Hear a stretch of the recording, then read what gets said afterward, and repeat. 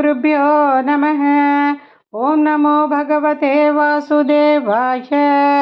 ओं श्रीकृष्णाय परब्रह्मणे नमः।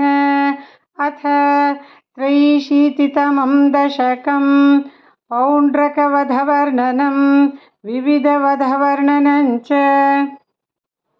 रामेथ गोकुलगते प्रमदाप्रसक्ते ऊतानुपेतयमुनादमने मदान्धे स्वैरं समारमतिसेवकवादमूढः दूतं ययुङ्क्त तव पौण्ड्रकवासुदेवः।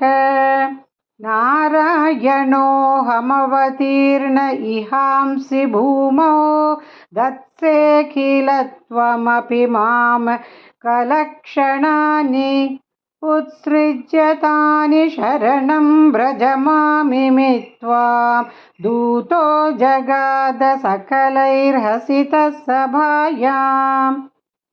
दूतेऽथ यातवति यादवसैनिकैस्त्वं यातो ददर्शिथ वपुः किल पौण्ड्रकीयं तापेन वक्षसि कृताङ्कमनल्पमूल्यश्रीकौस्तुभं मकरकुण्डलपीतचेलम्। कालायसं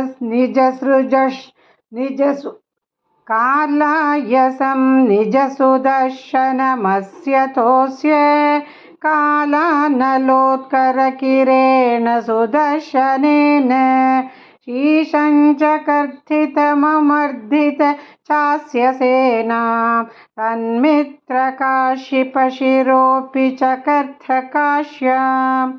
जाल्येन बालकगिरापि किलाहमेव श्रीवासुदेव इति रूढमतिश्चरं सः सायुज्यमेव भवदैक्यधिया गतोऽभूत् को नाम कस्य सुकृतं कथमित्यवेयात्।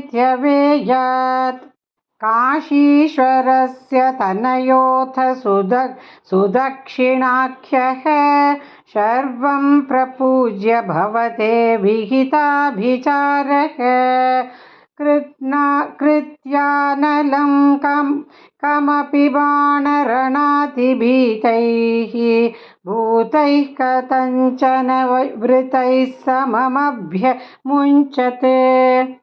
कालप्रमाणचरणामखिलं दहन्ती कृत्यां विलोक्य चकितैः कथितोऽपि पौरैः द्यूतोत्सवे किमपि नो चलितो विभो त्वं पार्श्वस्थमाशु विससर्जितकालचक्रम् अभ्यापतत्यमितधाम्नि भवन्महास्त्रे हाहेति विद्रुतवती खलु घोरकृत्या रोषासु दक्षिणमदक्षिणचेष्टितं तं पुप्लोषचक्रमपि काशीपुरीमदाक्षीत्।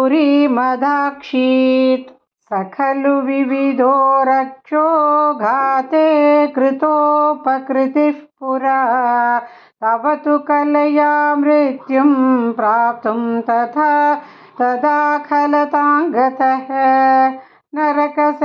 नरकसचिवो देशक्लेशं सृजन्नगरान्तिके झटिति हलिना युध्यन्नद्धाः पपात हलाहतः।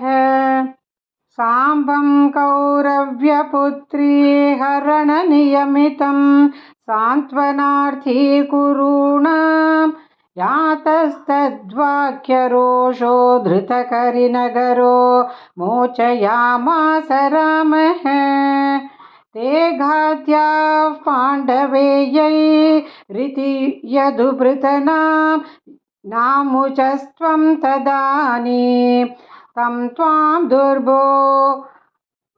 दुर्बोधलीलं पवनपुरपते तापशान्त्यै निषेवे నారాయణాఖిల గురో భగవన్నమస్తే నారాయణాఖిల గురో భగవన్నమస్తే